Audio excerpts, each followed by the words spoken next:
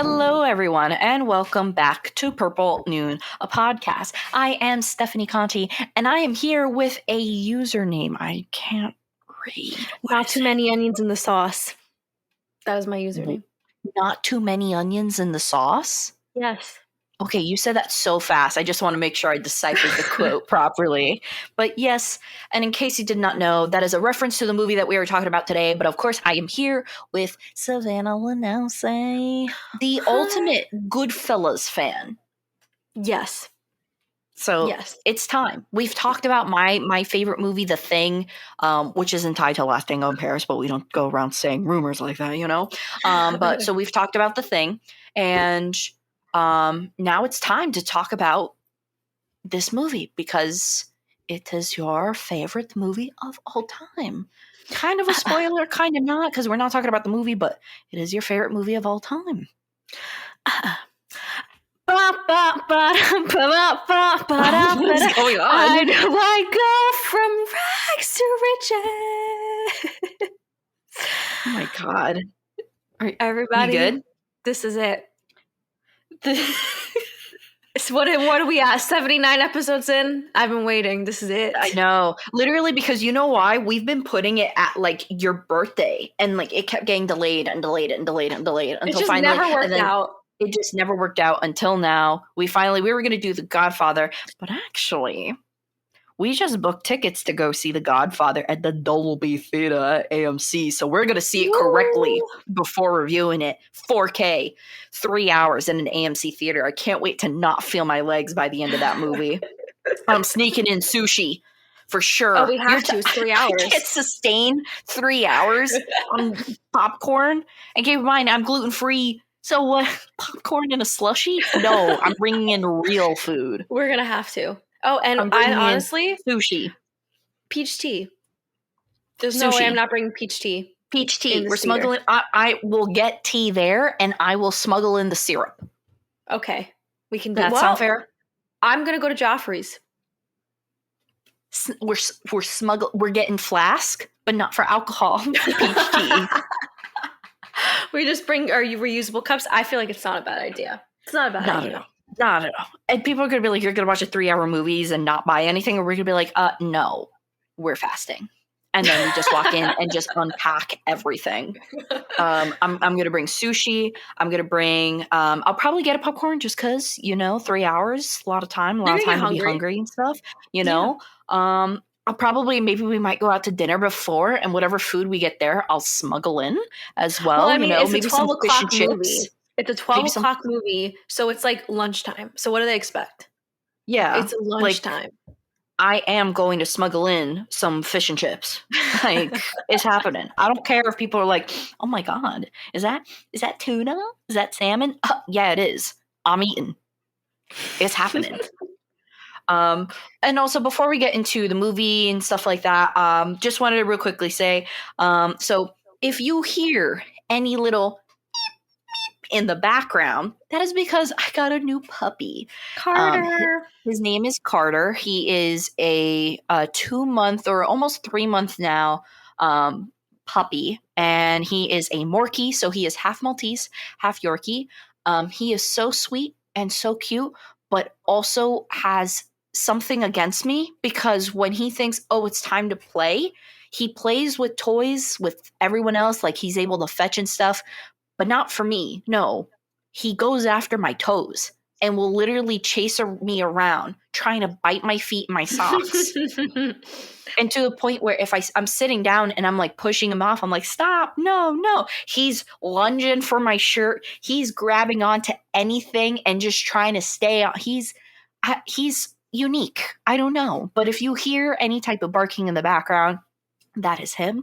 And we went on like a 2-week, 3-week delay because we started school, and that is personally my responsibility, well, my fault rather, because I started a nephrology course and I literally had 2 exams back to back to back. So I had 2 exams that I had 1 exam that I had 2 weeks for, and then a second exam that I had 1 week for. And you might be like, oh, but you still have time to watch a movie and stuff. My study guides were 22 pages long. I did not. I did not. But I persevered. I made it through. And now We're things here. should be smooth sailing until finals at the end of the semester. Hopefully, fingers crossed. Yes. You're still here. But We're yeah, doing so it. Working it. how are you doing, bestie? I'm good. I am taking 5 classes, but this Viking class I'm taking is ruining my life. I Skjold. had it. I had to take it because it was just like the last elective, and it was the only thing available. And it is the most vigorous class. Surprisingly, I thought this was gonna be like, okay, like I do a little this and that. No, it is 3-hour lectures, 4 assignments due each week. And I know it doesn't sound like a lot, but there's a lot that like I have to remember about the Vikings. Mm-hmm. So, I really like my teacher. She's cool. She's really interesting. But I am just like, I don't remember. I'm taking like cognitive psychology. I'm taking psychology of language. I'm taking all these other courses. And this is the one that's making me cry. That's crazy. You know what? Here's my best advice for you, Savanna. I think honestly, if you just give yourself like 8 hours, like set aside one day, right? Play 8 hours of Skyrim. You got it. You got it. You got it. Just immerse You'll be myself in the culture. you'll be going around and speaking like a NPC in the game, just saying like, "Well, hello, witty traveler." Some of the things that they say in the game and stuff. Yeah, that's fine. AKA, become a nerd to succeed. It's what I do daily. But Vikings? I don't know. Yeah, I mean, dude, you're already reading a BioShock book. Just go full in and just start playing games. I guess. Yeah, I mean, it's time. It's time for you to be a pro gamer. It's I definitely don't. time. If you say so. Oh, I know so, because I know after you're done reading the BioShock book, which, by the way, if you like BioShock and if you have not read the book, it's so good. It's one of my favorite books of all time. Best companion book out there. It is so good. I love stuff like Ayn Rand and stuff from that time and stuff, and kind of like stuff reflecting like, you know, the politics of that era. And so the fact that you take it and then you add it to a whole like scenic type of area where it's like literally like the city underneath water, New York City underwater and stuff, it's genius. It's beautiful. And I really think you should play the game after you read the prequel to it. All right. You It's sold so good. me. It's so good. It's so good. It's one of my favorites. I've literally, honestly, I think it's the game that I've replayed the most. I think every 2 years I replay the entire series. Wow. Because I'm ill like that. All right. But it's also that good. And it still holds candle to its day like after 10 years. Well, you got me interested now. You got to do it. You got to do it. Pro Jamer. I've been waiting for this I've been waiting for 6 years for you to play video games with me. Okay. Now it's time. I'll give it a shot. We're not playing the, Animal Crossing, Stardew Valley, or any Call of Duty. No, the real stuff. All right. Fallout and all that good stuff. Anyways, I'm done with my video game rampage. Let's get into Goodfellas. Okay? So, Savanna, right. please introduce this fabulous movie to us. All right, so the synopsis is the story of Henry Hill in his life in the mob, covering his relationship with his wife, Karen Hill, his mob partners, Jimmy Conway, Tommy DeVito, and the Italian-American crime syndicate. So it came out in 1990, directed by Martin Scorsese. So it stars Robert De Niro, Ray Liotta, Joe Pesci, Lorraine Bracco, and Paul Sorvino. So this is one of my favorite movies for a few reasons, but this is also like one of my earliest memories is like watching this movie because for some reason AMC, I don't remember if it was TV Land or AMC, would always play this around the holidays, like Thanksgiving time. So like when we were like doing Thanksgiving and stuff, it would always be on. So that's like one of my earliest memories. Because a lot of, I think it's maybe due to like the noir November type of thing. It kind of is in that realm. So maybe that's why I feel, yeah, that's oddly weird that this type of films can kind of like come up again every like November, December. Film. Yeah. But Bestie, what do you think about it? Thanksgiving like Goodfellas, right?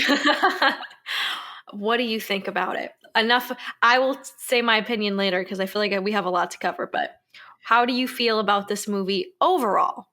No, honestly, I love this movie. I grew up I think for me, I kind of grew away from the Martin Scorsese thing, but growing up, like when I was younger, this was probably in my top 5. Honestly, maybe even top 3 at one point, because when I first watched it, I was in such awe and stuff like that. And it's gone down, not because the movie hasn't held up to me. It's just because I found other movies that I feel like closer represent to like what I want to make and what my style is. Mm-hmm. But honestly, it's one of my favorites from Martin Scorsese. It probably is my favorite. Maybe like possibly tied with Taxi Driver, but I would really have to think about it. Probably not. Mm-hmm. Probably above Taxi Driver. But I think it would be at least like number 1 and number 2 favorite movie from Scorsese. I also went through a mega phase of having a crush on Ray Liotta, despite that weird laugh. I was a sucker for him. I love the whole aesthetics and stuff like that. And there was a point in time too where I really became like, I kind of had like my film bro phase really Film young, bro. you know, like where I was just like obsessed with Godfather, Goodfellas, anything related to like gangster movies. I went through a phase. I just really liked them, and I still really do like them, you know. But I went through Well, that phase probably when I was like 13, 14. we're Italian. We all go through That those also phases. too, you know, because and I have. I think especially too because of The Godfather, like I actually have like not to be a stereotypic New York Italian, but like I do have like my great uncle was in The Godfather, so I never got to meet him. And he kind of was like ostracized from the family. I don't know why. I don't know what happened. I don't know Oh what the Bonchiche was, but yeah. So essentially, I never got to meet him. I don't really know much about him except the fact that he was in the Godfather movie. no! Oh my god, what's that? Oh my god, my Apple Watch is going crazy right now. It's okay. But But that's like a yeah, nice so little like family it was history. just during that era for me that I was like really attracted to films like this, you know. I really loved Scorsese growing up. He was a big inspiration to me, and this was honestly the movie that was like that made me fall in love with his work and stuff. So it's a fantastic movie. There's not much else to say about it, but we will obviously. On Um, a related note, yeah, I heard somebody say, I wanted to ask you because it's kind of on topic. The in yeah. You hear my little film, dog in the background. Sorry it's about that. okay. He's a baby. Puppies bark. They do what they got to do. In film, Italians are only in one genre. You don't get like regular immigration stories or anything like that. Even in World War II films, there's not a lot of representation for Italians. Now, I'm not saying like I understand there are other minority groups that deserve a lot more attention. I'm not saying that, but someone did bring up a point that like it literally is the Italian, like it's crime. Italians kind of own the crime genre in history. Isn't that interesting? Because I never Italians thought of it like are that. scoundrels, is what you're saying. No, I'm kidding. I'm No, kidding. I'm kidding. from Goodfellas to Godfather to Bronx Tale Casino, like that's what we got. I I thought don't of mean something real bad. I thought of something. I was gonna no. say essentially like, well, I mean, what else could? And like I said, I'm Italian. I'm half Italian, so I can say this. Like, don't come at me. But like, what else would Italians be known for? The men would be known for hitting their wives, and the wives would be known for taking a mean beating here and there.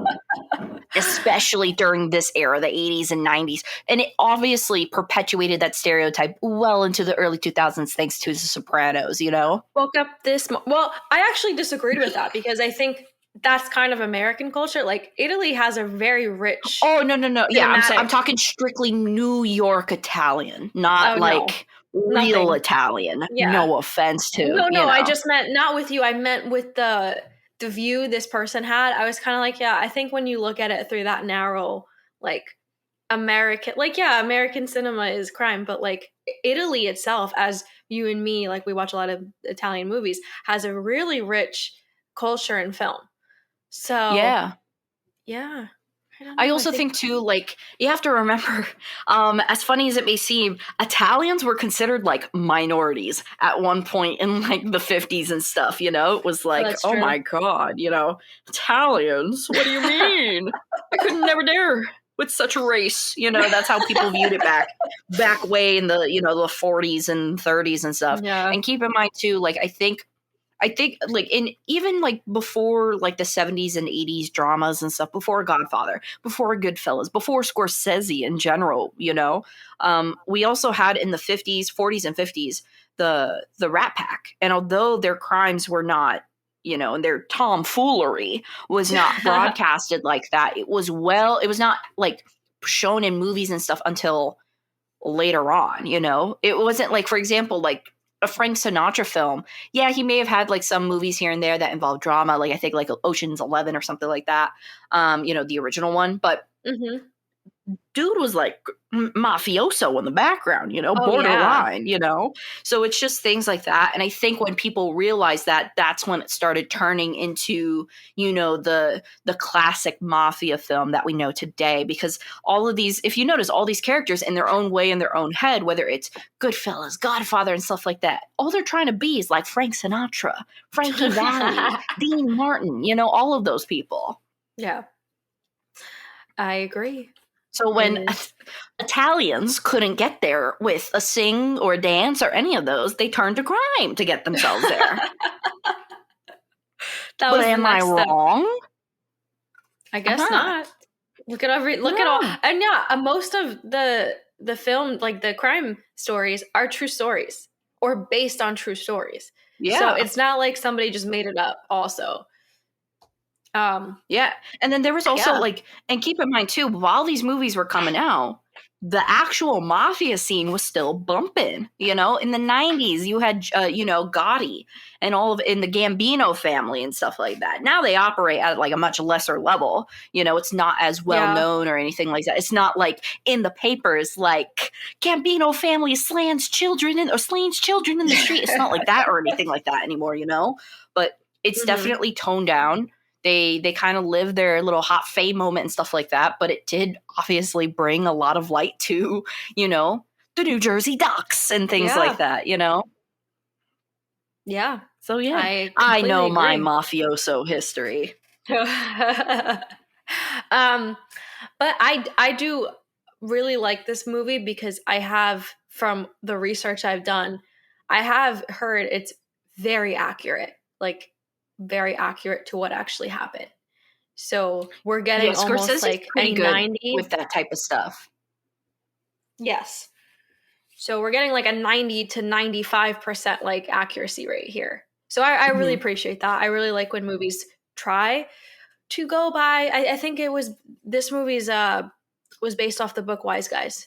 So I think it was to the book or almost to the book, which I really appreciated. The casting in this movie is very impressive. I think one of the most impressive jobs anybody's ever done. Really? When it comes to picking people. I do. Okay, let me preface this by saying the biggest flaw with this film is the age factor. I could not tell. I always tell you, the problem with this movie is they do not age these characters at all. So they look the same 20 to 50. And the problem is they don't look 20 at all. Like Ray Liotta at one point is supposed to be 21. The man looks 39. And Joe Pesci looks well into his 40s when he's supposed to be a 25-year-old kid. Robert De Niro at one point is supposed to be 28. These are like 30 to 40-year-old men. Dude has gray hair. Gray hair.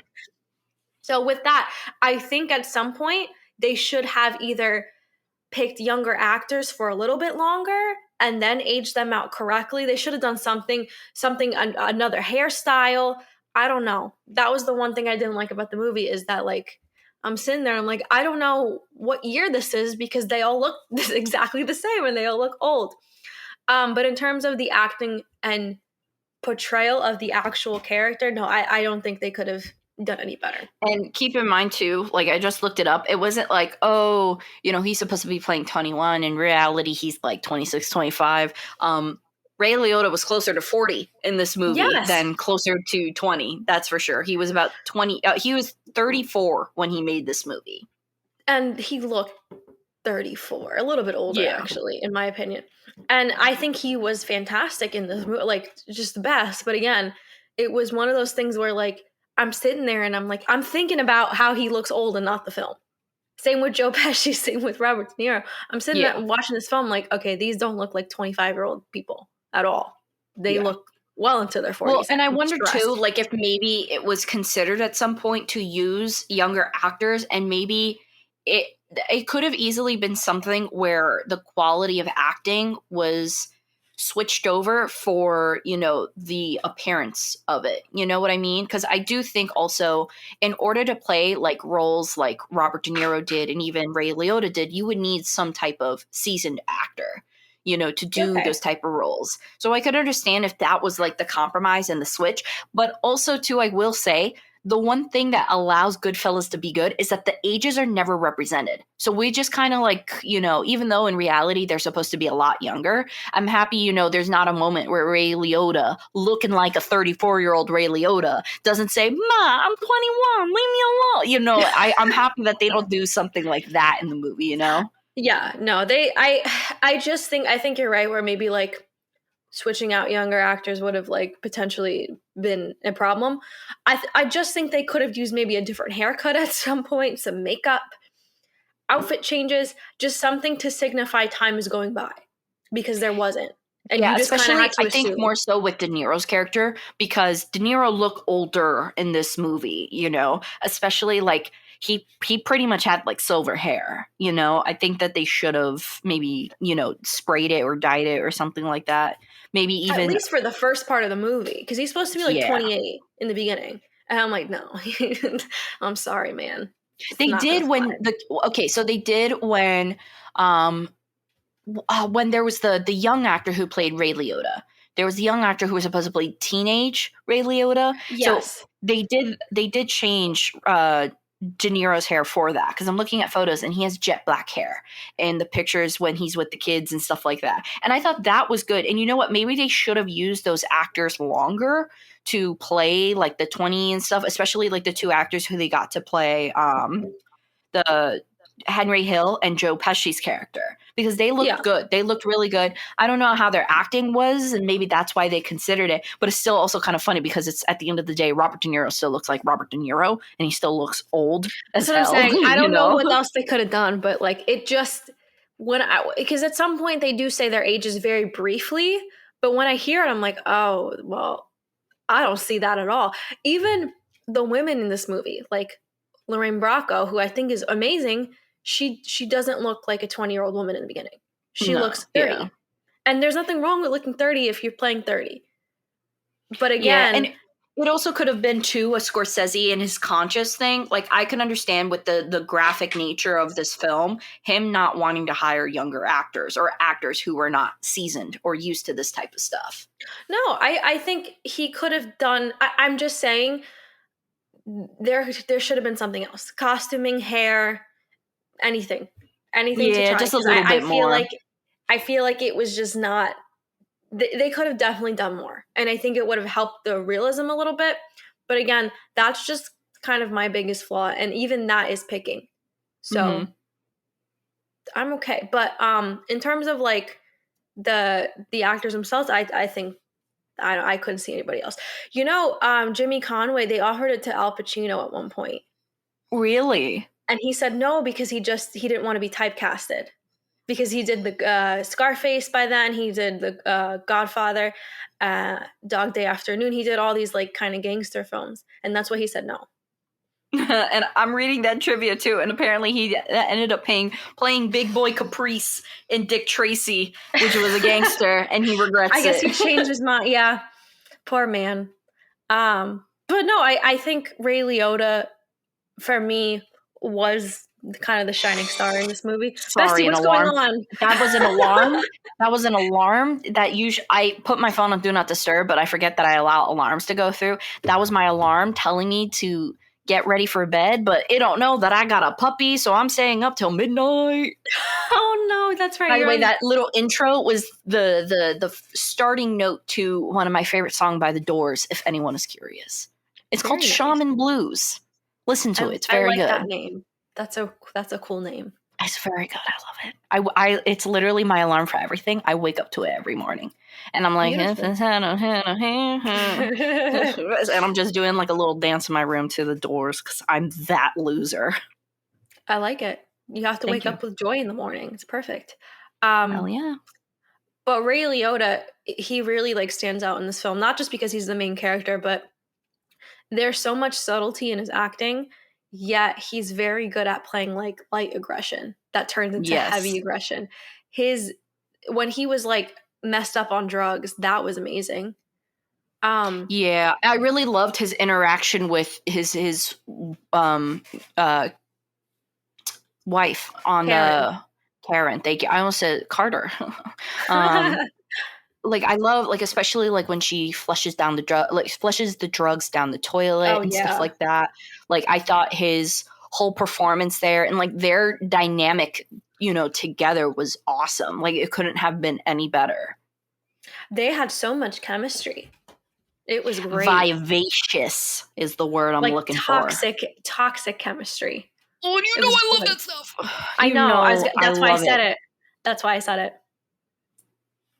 I do feel not bad, but I wish Ray Liotta would have gotten more recognition overall as an actor after this movie, because it seems like he didn't get any, in my opinion, any big things for a while after this movie, and I don't think that should have been. I'm mad about it. Personally, I'm very mad about it. Just because I think he had so much. He was a fantastic actor. I actually don't know what happened there. I don't know if something happened in his life or he just kept like it could have been a typecasting situation. But Mm-hmm. I was very upset that I didn't see him in too much after that, especially in his younger years. And when he was older, like recently, in the last maybe 5 to 6 or 7 years, he's been in more stuff. I think he was on a show for a while, but like there was like a good period where he wasn't in too much, and I And don't it know could have why. been because you never know. Maybe he had kids. Maybe he just dialed down Sure. from, that type of stuff and everything. But I will say he came back in 2002 with a banger. And that banger is him doing the voice of Tommy Vercetti in Grand Theft Auto Vice City. The best Please. Grand Theft Auto. You know what I'm still mad about? What are you mad about? And I got a beef Oh, with Scorsese. Irishman. I don't know what happened. And you know what? If something happened, someone needs to explain it to me because I have a beef with Scorsese. How could you not let the sweet man let you invite everybody else into the movie? Joe Pesci has got to be close to 85. You make him in the movie. Al Pacino was well deserved. Okay. Robert De Niro, we've seen a lot of. And truthfully, like we didn't need to see him play the same character. You know what? Who would have hit it out of the park? Ray Liotta. Of course. Of But course. he was not invited because he made an Instagram post saying he was not invited, but he was gracious about it. And he was like, "Oh, I understand Marty has a vision. No worries. I'm just very sad." I hate that. So, old man Scorsese better tell me what happened, Yeah, we need answers. or We I'm gonna need have a answers. vendetta for the rest of my life against him. Now we need I'm just gonna answers. send him Marvel stuff in the mail as But you threats. know what? I'm happy he did get at least another chance in another type of like mafia movie, because they did invite him back for the Many Saints of Newark. Good, So deserved. I was happy with that. That they were like, you know what? You didn't get Irishman. Who needs that 3-hour BS? Come join us. I like that movie better anyway. Sorry, Scorsese. Lost It my vote. happens. I mean, I will say, I think, I mean, he got a role. He was in Marriage Story. Nay, I say, the only thing good about Marriage Story. So there's that. And Adam Driver. Him and Adam Driver were the best thing about Marriage Story. And they were a duo. That duo, that was his lawyer. Like, Yeah. I didn't need to see anything else from that movie. Mm-hmm. But he's in I think I just some. have this thing, like, everybody said, I don't know, I think it was Paulo that brought it up, because I was, like, ranting about this to him. He was like, I think you're just so protective of him because he looks like your dad. And I was like, maybe. I don't know about that. You know who I've always thought your dad looks like? Your dad looks like the guy who voices oh my god, in Emperor's New Groove, the Hey Cusco. He looks like that You think, guy. oh, he has his hair cut. You're right. Patrick Warburton, that's the name. Joe from Family Guy? Yes. He I does mean, look like Joe. not the character, Joe from Family Guy, but No, the voice. yeah. Hey Cusco, that dude. I actually think he looks like the most. He reminds me. Did you ever? I don't think you ever saw it because I don't. Um, But The Man on the High Castle. Oh, I know of it, but I haven't heard of it. Do you know who Rufus Well, Sewell hold is? on, sorry, I totally messed that up. It's been a long day. I know of it, but I've never seen it. Sorry. No worries. I don't know if you know. He's a British actor. I'm looking. And I'm googling. he kind of reminds me, but you look him up when he's older, because there's a specific scene I'm thinking of where he's in a sweater vest, and Are you talking about the guy from Old? a little bit, yes, but that's What do you specific mean a from little? like no, I didn't mean to say a little bit. Yes, the guy from Old, but in the specific scene I'm thinking about, he didn't look like my dad in Old, but he looks like my dad in Man in the High Castle. Gotcha. Yeah, because as soon you went through, oh Man on the High Castle, but meanwhile you didn't say that he was in the movie Old, and he was the one throwing out the Marlon Brando and Jack Nicholson reference, and I was the only person in the theater who understood that reference. Yes, but I forgot about that movie because it was The bad. movie they were talking about was The Missouri Breaks. I remember that. That was a Marlon Brando and Jack Nicholson movie, Of in course case you anyone remember was that. curious. Yeah, well, he never says it. He was like, what's that movie that they were in? And I'm like sitting at the end of my seat. I'm like, it's The Missouri Breaks. It was a bad decision to make Marlon Brando play a native in the movie. But I could see a little bit of that actor on it, like just scrolling through some things. I'm like, okay, yeah, I see it. there's a specific scene where he's in a red sweater vest, and that is what I'm thinking of. But that Okay, who's well, I will Google him and specifically say his name is Rufus Sewell, and I'll look yeah. up sweater vest in a little bit. Anyway, this got very off topic, but yeah, he reminds me of my dad. I don't know what I was talking about, but Ray Liotta, I really think he's a fantastic actor. He's older now, so I would still like to see him do a lot. Another person that did great in this movie was Joe Pesci. Clearly. Oh, 100%. I mean, everyone, I think when people think about Goodfellas, a lot of people think about the funny like a clown speech, because that speech is so iconic. He won the Oscar, right? I believe so, or at least at the very most, he was nominated. Yes, he did win the Oscar for it in 1991. Okay. Kind of mad Ray Liotta wasn't nominated for anything. I'm also surprised that compared to what Scorsese has won in the past, I'm surprised he didn't win for Goodfellas. Yeah, I don't know. What was up? Maybe there was something else up that year. What was going on in 1991? Oh, it might have been Schindler's List. Never mind. Well, it would be 1990 movies.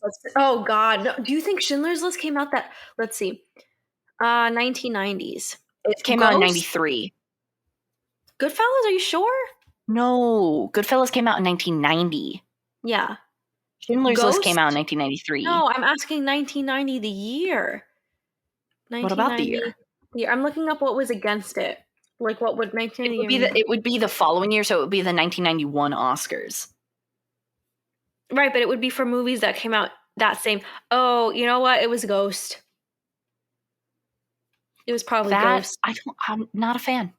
I never really liked Ghost, but you know. It is what it is, you know. The Godfather 3 was out that year, bestie. Oh wow. Whoa, hold on. Kathy Bates for Misery? Sick. Okay. That was a good year for movies. That was a good year for movies. Dances with Wolves. That's what it was. Gotcha. I think Dances with Wolves won that year. Gotcha. Okay. Well, I mean, it deserved more compared to what else Scorsese has won for, which I'm going to look up right now. I think in terms of like if any of his movies were going to get the Best Picture, Scorsese's only won one. For what? The Departed. Okay. I'm going to say this. A lot of people love The Departed. I'm not the biggest fan of The Departed. I think it's fun. But if you're As asking the kids would say, I think it's mid for Scorsese. Mid. I think it's a fun movie. Like, I enjoy it, but I'm not going to say it's his best because it's not. It's like, a fun movie at the most. Bessie, you look at me right in the eyes right now, even though you can't see me because we're not doing a FaceTime. You look at me in the eyes right now and tell me that, oh my God, why am I forgetting the movie? Oh my God, what was the other Scorsese movie that was so good with Leo? Shutter Island? Yes. That movie was best. I go feral for Shutter Island, okay? You know what we don't talk about? Age of Innocence. We don't, and we don't need to, bestie. So I'm going to stop you right there. We're not going to And deal with this. we'll carry on to something else. But in terms of like Scorsese filmography and stuff, all right, I just got to ask because I feel like obviously we're talking about Goodfellas. We all know Goodfellas is a great movie. We all love Goodfellas. There's so many things about Goodfellas that we could talk about. One thing I feel like needs to be addressed is I need to know what your top 3 Scorsese movies are. All right, let me look this up. Let me get my brain going. I'll put more Scorsese movies. I'll tell you what, it's not Wolf of Wall Street. Not putting that down. I liked it, but I don't need to watch it more than twice in my life.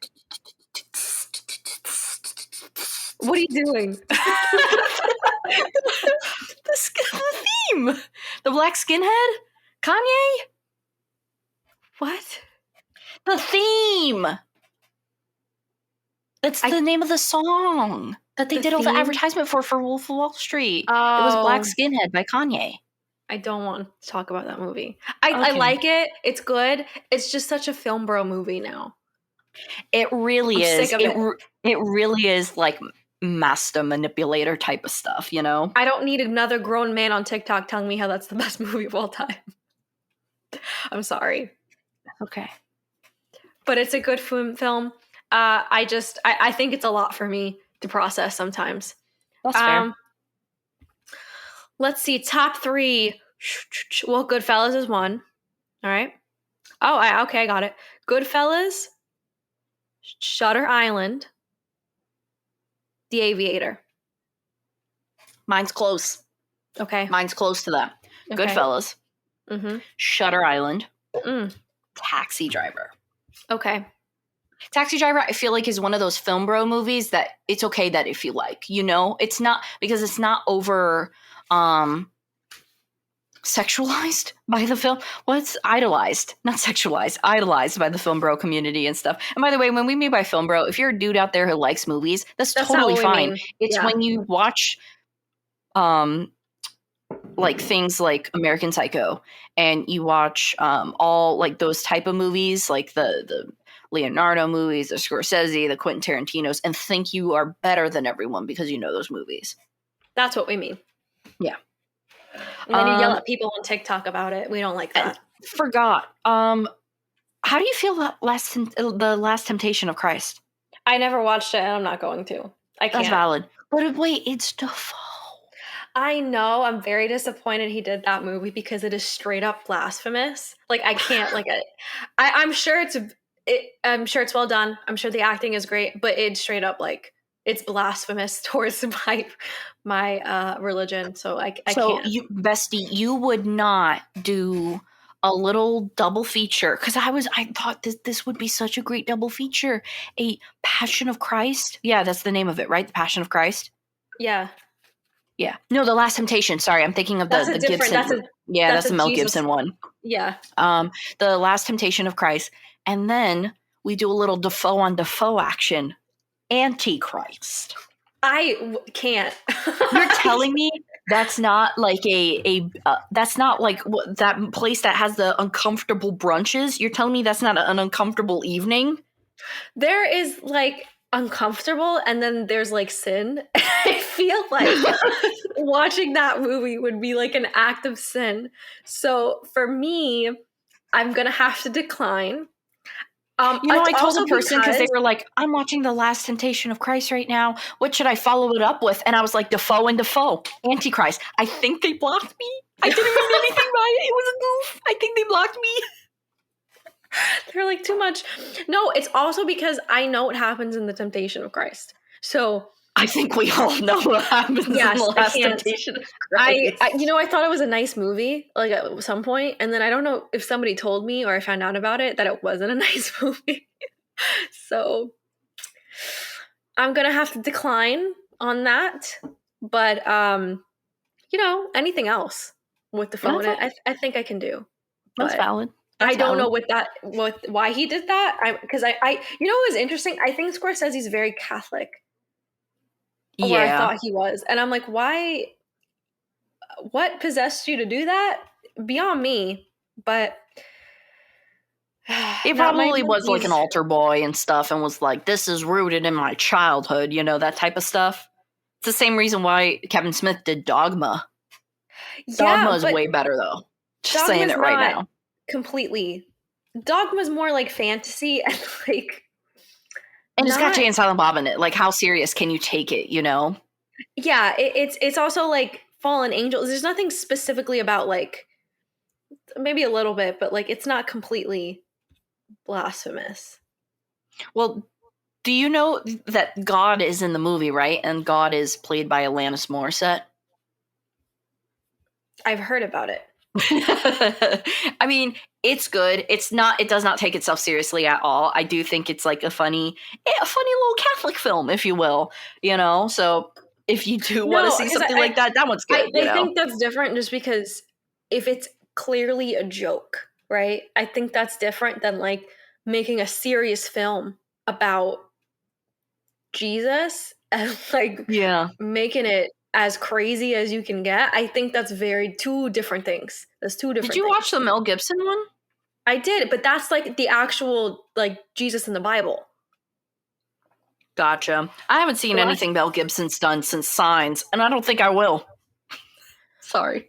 I don't I know didn't mean why. to I be so don't know. sassy. Oh, I remember why. Well, I mean, Oh, with listen, Mel Gibson?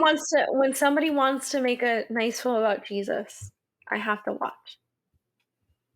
That's fair. That's I have fair. to watch it over to Last Temptation of Christ. I'm sorry.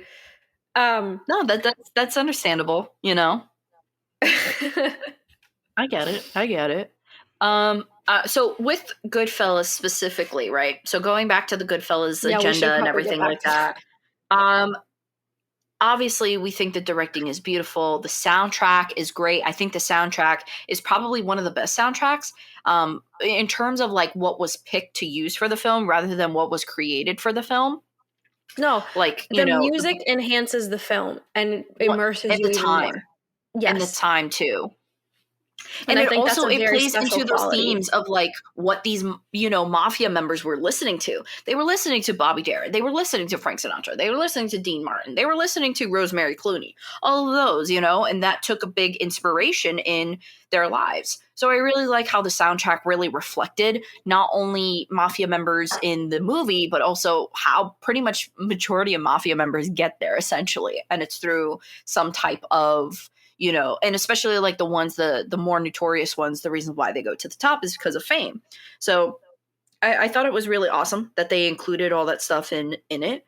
Um, what is your favorite scene? Like, what is if Oh, you could like rewatch one scene from this movie over and over again, or at least a lot of times, what would it be? yeah. So it's the scene where Karen is sitting over him with the gun. Yeah, Because I think that just showcases both of the actors. And I think there's something very like eerie about the scene because the way it's set up is you can kind of understand why. Because honestly, like I don't know if it were me, I might have like shot the wall just to scare him or something. okay, But okay, no, if you're at that point, you might as well go through with yeah, something. Don't fair, shoot that's him, but valid. throw the gun. I don't know, make a scene. But there's something very eerie about like how they both communicate, and the manipulation of the scene is done so well. The And way like the he's just like, "Oh, I love softness and the you." way that they speak and everything, yeah, because he's not like it's not until he has her pinned down is when he starts like yelling at her, but when he's like Karen, you know Yeah. And like I said, he's very, I think, subtle as an actor with his aggression because even in the scene, you can tell he's like scared, but also like angry.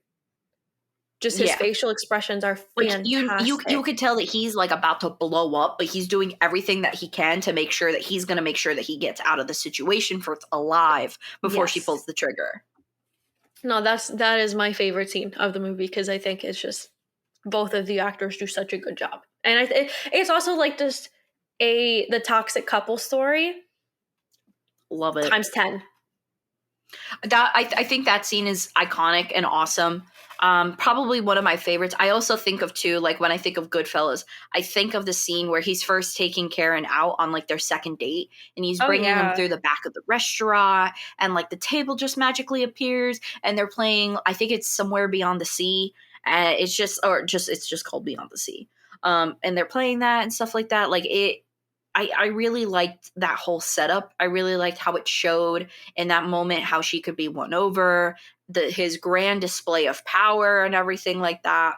I thought that scene was excellent. And then honestly, probably the ending too with the helicopters. We went to Disney Springs recently and there were a lot of helicopters nearby for some reason. And on the way to the car in the parking lot, I was just saying, Karen, they're following us, Karen. But I really like how that scene is filmed too, with him doing the drugs and everything like that, going over to his wife's place, the girlfriend's place, the druggie's place, and things like that too. I mean, also the pacing of this movie is done so well. It's so chaotic. It's so fast. Yes.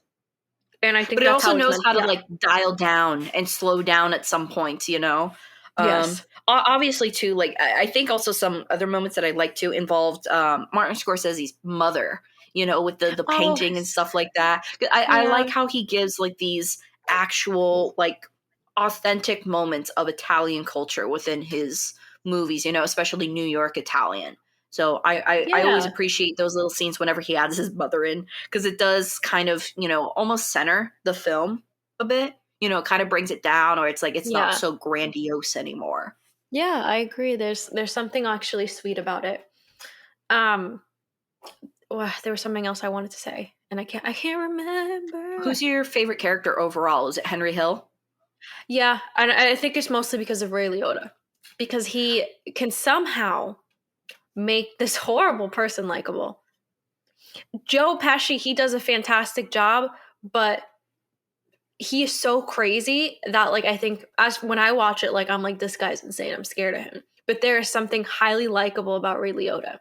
Um, I I think a mean lot of Henry his Hill. acting is done through the narration too. I think Yes. that's that whole like cultivating and culling this character into someone who we know is bad, but we want to root for, we like and stuff. I think it was a fantastic decision on Scorsese's part to have Ray Liotta do like the narration for majority of the scenes and stuff like that along, you know, just to kind of see what he was thinking and stuff, but also, you know, kind of, you know, once again, that kind of centering, that kind of grounding these characters.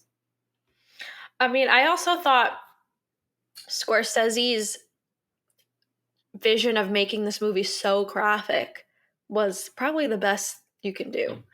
Because I think this kind of, at the time, stood apart from like the other gangster movies. Yes. Even something like Scarface was not as graphic as like Goodfellas. I just remember them the scene where he kills Tommy kills the maid guy and they shove him in the trunk, and the scene where they're just stabbing him is brutal. But Yeah. again, it's one of those things where like, oh god, like this makes this even realer. Like these people Hmm. were doing stuff like this. Um so I think even though like yes, it's very graphic, I think it was an important decision and the right decision to make. I think also too, because it's a lot of gangster films, like after Godfather, after Goodfellas in some regard, but not excluding, you know, Scarface and stuff like that. A lot of films, mafia films, tend to focus on like sex as a big portion of it, which Oh of course it yeah. is. They're mugging it up with everyone's wives and sisters and brothers and all that stuff. But I think sometimes the sex scenes, my personal opinion, take away from the actual. I don't know. It takes away from the mafia. Like I like obviously like showing them cheat and stuff like that. That's all a part of it, right? But I sometimes feel like the intense sexual scenes and stuff like that tend to take away from the stories, especially when it involves stories around mafia. I actually, you know how I feel about sex scenes in general, but I actually agree with you because I think that's the problem with Sopranos. I think there are just a lot of graphic sexual scenes that I don't know. I know what you're saying. It kind of like dilutes the situation, and they were able to do it very well. Like he, I think, had in the movie at least two or three different affairs. Um, Not once did we see a graphic sex scene. And And I because there was think no also need. too, There was when no you need. have some type of shock value, whether it's a kill, whether it's a stabbing, whether it's a sex Yeah. scene, whether it's a freak out, a blowout, or any of that type of stuff, those are constant. They're constant firings, right? And I think if you include, let's say if Goodfellas had a myriad of sex scenes, him mugging it up with his wife, him mugging it up with, the crack girlfriend and stuff like that, and then the one girlfriend in the apartment and stuff like that. It at the end of the day, those signals for like, oh my god, and shock factor, they become dulled out. I'm not a Yeah. huge fan of shows and movies and stuff that tend to just abuse. It's like a button, and at sometimes it's almost like a shock button, right? And at some point after too many times, you just become numb to it. I also think like it's important to realize those kinds of scenes take up a lot of time in your movie. So I always say if it's not 1,000% necessary, which graphic sex scenes are usually not, you're taking up a good portion of your movie. And I feel like that's always a waste. If it's And you're unnecessary, it's also a like, waste. keep in mind too, that is such a great point, because at the end of the day too, you're not just providing that waste in terms of a movie or film. You are also, keep in mind, it's not just Ray Liotta and one person in the bedroom mugging it up and stuff Yeah. like that, and the camera's on it, everyone leaves. There's usually a crew of 50 to 100 people doing stuff around. It becomes very awkward and stuff like that. And I've never seen a movie where I've looked at the sex scenes and I'm like, that was it. I've never seen that. I've never seen that or felt No, that, no. It's I've it's not. never, I've, it's not necessary, especially when what's something special that they're going to do, unless there's something involved, like the woman next door, the Pardo gets his brain shot out. Include that makes sense to include the sex scene at the end, but even then it wasn't even that graphic, and because of that it made it more shocking. Sorry to if you haven't seen the woman next door, but it made it more shocking when all of a sudden Fanny Ardant pulls out the gun on Gerard Depardieu and blows his brains out, and you're like, huh?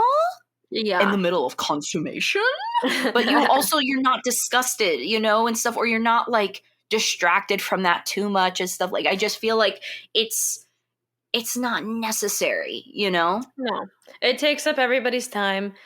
It's just also something like I don't know. I think it's a problem we have more. This movie is definitely a testament to why like you can still make a fantastic film, show affairs, show relationships. You don't need to do that. I feel like right now, 2021 and the past few years, it's been more of an issue in film and TV shows mostly actually. I think TV shows in general have just been adding unnecessary sex.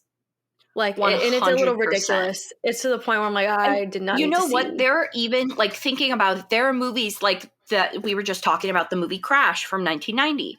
We were just talking about that, and then even thinking about the Night Porter and stuff like that. Those are movies that are centered around, psychosexual relationships. But at the end of the day, psychosexual relationships don't even have to be specifically on the act of sex itself. It's usually about character interaction, attraction overall, and that's typically what these movies have. Like, if you think about the Night Porter that we've seen together, Yeah. you don't think about sex with the Night Porter, you think about the toxic relationship. That's what makes it psychosexual. Or even when you think about, like, I can't stand people who say Last Tango in Paris is erotic film. No one is getting horned up for that film, and if they are, they need help. I love that movie. That's not how I feel about it. I look at it because I really like the toxic relationship that is used within it. I don't like the I butter also think scene. it's I don't very like those for movies, but I like certain aspects. But I would probably love the movie even more so without those scenes. You know what I mean? you know it's bad when a movie like Last Tango in Paris is less graphic than something like Euphoria. I'm just saying. Yeah. That's when you know Yeah. it's not good because that whole relationship is based on like sexual interactions and all that stuff and like intimacy. And that is not like, yeah, there's some nudity, but that is not as graphic as the stuff they are showing on TV today. And I don't even even if, nudity is one thing, it's actual sex scenes, because like, for example, Maria Schneider in Last Tango in Paris, when she's walking around nude, that doesn't bother me as much as the sex scenes within it. Of course, the sex scenes are supposed to bother you too because of like certain elements of it, but a lot of it could have been just implied or done off screen. But also at the end of the day too, like their relationship, you didn't need the sex scenes in that movie to show how mentally messed up these two people were. Yeah. I mean, homegirl was fighting her fiance in the subway, slapboxing him, he's like, if I kiss you, it might be cinema. And then all of a sudden they're just slapboxing each other in the train station. She had a lot of problems. I'm just going to say that. She had a lot of problems to be. But like, and even Euphoria is really great because of the drama that's involved. It's not great because of the sex scenes. It's not great because Sweeney has her, cha-chas out every 5 minutes, at least not for me. I don't find that entertaining, but it's also unnecessary. It's not needed. I can understand like if maybe like a big point of a movie was centered around a sexual interaction like that, then I could understand keeping it in. Euphoria is not centered around that. If I'm seeing nudity and sex every episode, there is an issue because that is completely unnecessary, which is what Euphoria is. It's nudity and sex every episode. We can get into discussion a long time ago, but in general, I feel like this is where specifically even TV shows and movies are heading, and it's... For me, I don't think it's even okay. Our generation now on TikTok is actually starting to complain about this stuff because we're like, no, we're kind of tired of this because we had years of Game of Thrones where literally it was just hardcore stuff every few episodes. Am I right? Especially in the beginning. So and luckily they were able to deviate away, but I think people we're just kind of tired of seeing that, Because I think it's getting too graphic. What are you, dropping marbles? What's going on? My little Mickey Mouse figurine fell. Oh, okay. No, but I think it's an issue because I think if you can't turn on a show, right? And I'm not saying like if there is like 2-3 sex scenes in the whole series, fine. We're adults. But if I can't turn on the TV and not see any of that's an issue, really, like genuinely, because at this point it is, in my opinion, it can't get any more graphic than this. It could get more frequent, but it cannot get any more graphic than what we're at. It is pretty much showing softcore porn on TV. And then it sucks too because then let's say, for example, if there is a sex scene later on that actually has some important significance, like God forbid if a character, anything like that, and goes through a rape and it ends up being something like a storyline that they want to explore and stuff like that. I hate phrasing it that way, but you know what I mean. I'm talking about characters here solely. But if that is something that they choose, then because you've showed all these sex scenes all throughout, correct? Now that scene that's supposed to have the most impact and involve sex is going to fall really, really short. Yeah. I think of a movie like Promising Young Woman that is all about sexual abuse, sexual relationships, not one graphic scene. Even Zola is about like prostitution and stuff, and it wasn't even that bad. No, I mean, there was a little bit of nudity, but like they could have made it horrific. And they decided to be tasteful with it, which I appreciate it because I'm already in an uncomfortable situation watching some of these interactions. If they would have went hardcore, I probably would have had to turn it off. Genuinely. Yeah. But they were tasteful about it. I hope, at the end of the day, I'm not saying no sex in any movies. The children can't see it. I'm not even saying that. I'm saying if you're going to use sex in a movie, use it right. If you're going to use sex, make it interesting or make it significant to the plot. Make it impactful, and it doesn't always have to be like a negative outcome, whether it's like trying to show something that happens, but even if like have it related to the storyline significantly, maybe something happens in the middle of it. You never know. Like at that point, it makes it more impactful and stuff, especially like, for example, if you have two characters that are, kind of in love with each other, right? But they're not saying anything. And then 8 seasons later, we finally see them having sex on the screen. Then it's like, whoa, love in the air, romance, it's a lot more impactful. But when it's like, okay, within the next 2 episodes, we're going to see, this person sleep with another person every other episode in graphic detail, and we're going to know this person's Yeah. anatomy inside and out. Then when it does happen, when our favorite characters come together, it's like, cool. Just like with everything else, it doesn't, Yeah. it doesn't have that impact, whether it's for good intentions or for like a good storyline or a bad storyline. I don't know. I think most people generally should try to steer away from it because I think nowadays it really is just for like shock value Yeah. or to just be more descriptive for the sake of being more descriptive, which it really shouldn't be because again it's just one of those unnecessary tools. Um so I agree with you. Like another Um film too, or another series, Breaking Bad. It had some sexual moments here and there, but when it happened, it was a lot more impactful, depending on the circumstance and stuff like that. But because it didn't have sex scenes literally every other episode or anything, that made the whole drama with Walter White and Jesse and everything like that yeah, a lot more because we got our punches through that drama rather than through sex scenes. I agree completely. I'm done with them. Done with them. Done with them. AMC is slacking. But like another movie too that you could easily think of is probably the movie that your favorite movie of besides Nightmare Alley from last year, right? yeah. The Last Duel. Whereas that, even though it was shown twice, I mean, I didn't see it, but I'm going based off what I remember you telling me. It at least made some type of sense to show it, correct? Exactly. I think and I said this before, I think maybe there could have been a warning because I could understand when victims look at this and they're like, "Oh, that's really real." It was not physically graphic. You did see it happening, but there was a reason. There was two point of views going on. It was generally to signify this woman's experience and how delusional her rapist was. And I think that's important. I think that's okay then because you are making a point for the victim. You are Yeah. making a point for the victim. So with stuff like that, and I think Last Duel did the best they could. Genuinely, like I said, maybe a warning, but I think it was important to Mm-hmm. portray. So yes, Last Duel. So and I think sadly Scorsese fell into that. But I even kind of get in some circumstance why for Wolf of Wall Street because that literally is the culture of that type of atmosphere. So I could kind of see that. But I think that's also one of the reasons why I've liked Scorsese so much is compared to like other filmmakers and other movies type of this and stuff. He kind of tends to be a little bit more reserved on that topic, and I think it works out for the better for him every time. Like, I mean, could you No, imagine if yeah, Taxi Driver had like an intense sex scene in it? Meanwhile, 4 no, minutes later, we're seeing, uh, a young, not Claire Danes or Jodie Foster, a young Jodie Foster, it yeah. wouldn't have been as well done. No, I agree.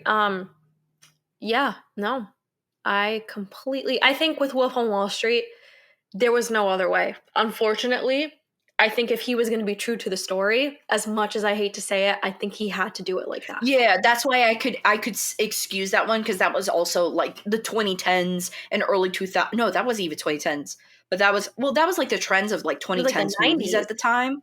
But the 90s and stuff like that, Yeah. yeah, that was part of the vibe and the culture and stuff like that back then. So I understand that. Now let me ask you one last thing before we sign off and give our final remarks on this movie and our final rating, right? Yeah. Where does Scorsese rank in terms of your favorite filmmakers? Is he in like your top 5 or in top 10? I'd say top 10. Top 10? Yeah. I think there are a few other people that I like more in general. And I not to say that he isn't a favorite. I just, it's kind of like you said, when you grow up and you kind of know more, it will always be my favorite movie. But in terms of like his directing, probably top 10. What I appreciate about Scorsese is that he has branched out a lot. Even with something like Age of Innocence, Silence, he even made a kids movie called Hugo. He is I not loved afraid. Hugo. He is Hugo not was afraid to like, fantastic. yeah, he's not afraid to branch out even if it's not his best. And I really appreciate when a director does that because we don't really see that too much. we kind of see the directors now like stick with their genre, their element, and there's nothing wrong with that. But I think it's definitely a showcase of talent when you can put your, your hands into different pots. So I really Yeah. appreciate that about And I Scorsese. really like how at the end of the day, he does kind of go back to his roots in a way. Yeah, He does go back to what he knows and what he's good at, but he's not afraid. So I'm excited to see from him. There's a movie called Killers of the Flower Moon, which is definitely giving me Shutter Island vibes. So I'm so excited in Leo's terms in of like it. filming. Leo is in it. I'm excited. Do you know Brandon Fraser's in it too? Good. We need to give that man love. So I'm excited for that one. And then he's also I wish I understand that he loves Leo, but God, like pick another boy. Pick another boy to use, pick another grown man That's to his main use. man now. That's literally his main man. So like even Roosevelt, drama about Theodore Roosevelt. I don't need to see Leo get okay. Leo's already playing Jim Jones. Okay, he's already playing Jim Jones, which I think is fantastic. Like we are going to get heavy set Leo for a long time if this dude is going to be playing Jim Jones and Teddy Roosevelt back to Papa back. Leo. Papa Leo. We're gonna get beer belly Leo. I mean, I'll be here for it. I'll be here for it. But I'm like, dang, I really hope that doesn't have repercussions because when these actors gain weight and lose weight like that, it's rough on the Yeah, he's also body. older. He's gonna be 50 at some point. So I don't know. But yeah, Goodfellas is my favorite movie. The pacing is good, the acting is good. I love, love, love the story. I only I have could one beef. rewatch this I only have movie. one beef with Scorsese. Okay. Raging Bull is just Rocco and his brothers, and I you're not know. that I original. understand. I understand. He's Scorsese, you're not that happy. original. You're kind of mid. You're kind of mid.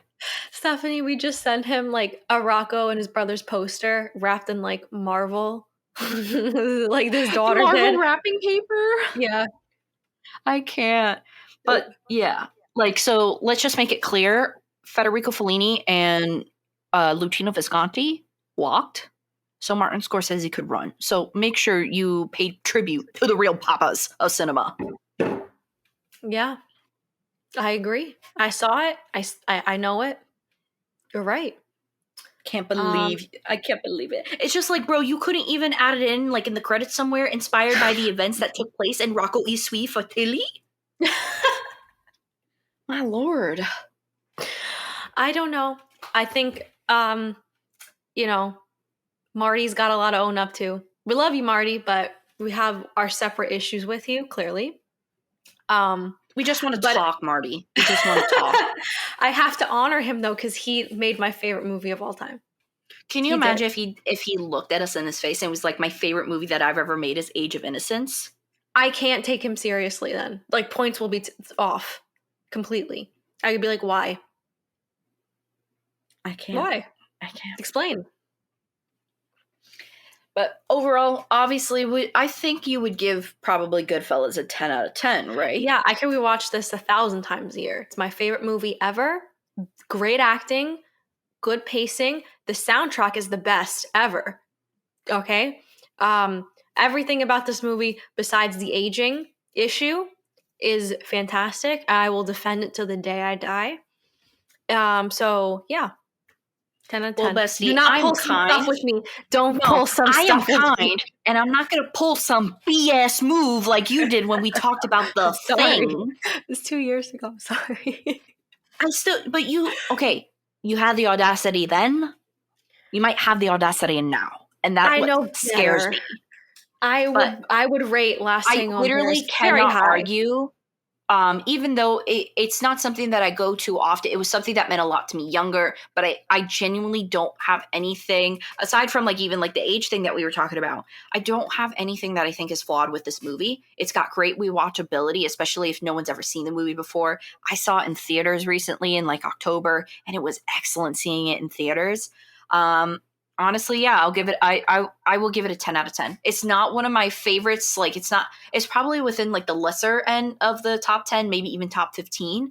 And I don't go to it as much as anymore, but I do have fond appreciation for the movie. That's all I ask. Thank you. I also know good cinema, and that's why, like, my score is accurate. You're just following me. Stop. I seriously, like, I can't. I literally said The Thing is a 10 out of 10, and you came in a swinging with an 8 point. I don't even need I to know what just 8 point what. You said 8 point, and that was wrong. okay. To be fair, I was gonna say 8.9 is gonna be a high 8, but the only reason I did that was just because I don't remember why I was scoring it so low. Maybe because I wouldn't like rewatch it all the time. I don't remember, but I corrected Honestly, my Bestie, mistake. it would be a lot easier if you freaking spit in my cereal right now, I'm and so I could. That's sorry. that's easier to No. digest than this shit. Okay, I did watch it like 2 months ago, and I very, very, very much I enjoyed it a lot more. I'm So sitting arms folded, legs I enjoyed folded, it a lot. fingers Okay, folded. it was good, and it was great, and I was wrong. I admit I'm saying it on the air that I was very wrong for that. Please forgive me. Yeah, you goofed up. When we talk about Last Tango in Paris one day, I will redeem myself. Bestie, you ain't gonna give that a 10 out of 10, so you better stop where you're talking right now. Don't even come at me with a 9.0. I don't want to hear it. When we get to that part, you're not speaking. I'm just saying No, my final thing, and then you're gonna go, and then we're gonna sign off I because will I say cannot bear to hear your score for that movie. only good things about it. Only Yeah, good and then things. I'm gonna be like, yeah, but I think it's a 10 out of 10. You're gonna go, oh, No, cool. the only reason that it gets points off is just because I can't watch it all the time. It's like mentally tolling. That's But fair. other than that, I'm ill, so like I am like, oh, my comfort TV series is Chernobyl. You know, like I'm messed up that way. So I get that is that the at only least. You know, reason that I would score it like not a 10 out of 10. It's just because I can't watch it. Like it's just a lot, you know? So that's it. You don't have to worry. I see okay. the value in the movie and the acting. We'll Well, talk about I've another time. instilled it into your brain often enough that I think if you weren't understanding it at this point, we'd be having some serious issues right now. We'd have to take a hiatus for you to like make a Like class for I'm me about all it. about like live your life, live your truth and stuff like that. But when it comes to The Thing and Last Tango in Paris, no, that's a dictatorship with me. That is a dictatorship with me. What I say is you would say. So the fact that I was saying 10.0 and you said, hey, it was over. I shut down. I apologize. 8.1, 8.9, I would have never said 9.1. a. 9.9 means nothing to me. Please, I'm sorry. I'm going to have you apologize for this every year. It was a goof. It was a gaff. It was a silly, goofy mood. All right, and it never will happen again. Never. Like, I think it should be mandated that when, in terms of in the realm of Purple Noon, when we are talking in through our devices right now, that you can have opinion on anything except anything less than I loved it for Last Tango in Paris, The Thing, Tusk. Oh I well, feel I like that's love both of Tusk. us, and Yeah. Goodfellas. Okay, that's like our sacred, square. The And sacred Interstellar. square. Interstellar. Yeah. So the circle. It's a circle. Sacred Yep. circle. All right. Well, thank you guys so much for listening. Hope you enjoyed our rant, our off topicness, and stuff like that. I have been fumbling my English all night, and it's okay because it's actually gotten better. I was doing a tutoring session, and every single sentence I was like, beep, beep, beep. I sounded ridiculous, and I was talking about medicine. You have a So baby to take care of. We I understand. have a child. But he's adorable. So that is exactly what I'm What's going to do next, now. bestie? We're going to be talking about the power of the dog. Ooh, Power I'm of the very dog. excited for that discussion. Yes. So we'll be talking about that next week. There shouldn't be any issues. And if there is, preemptive sorry, something popped up. Probably We'll be school back at or some work or point. something like that. But yeah. We'll always come back. But yeah, thank you guys so much for listening. As always, thank you so much to Sensei, David, Homeboy, James, and Danny Boy. And if you'd like a little shout out at the end of every episode, please check out the links below. We have a Patreon and stuff like that. Kind of acts like a little tip jar. And there's one where it's like $1 a month and you get a shout out every single time we record something. So thank you all so much. If you want to also know how to support us in any way, easy. Just listen to us. Give us a like if you're listening to on YouTube. Share along if you really like us. And if you really, really like us, and if you are someone in the market for a security device, there's something called Invisitware. Definitely check it out. With Savanna and I have one, and we've owned one before we even got the promo code and stuff like that. So check it out below. There's more information on that.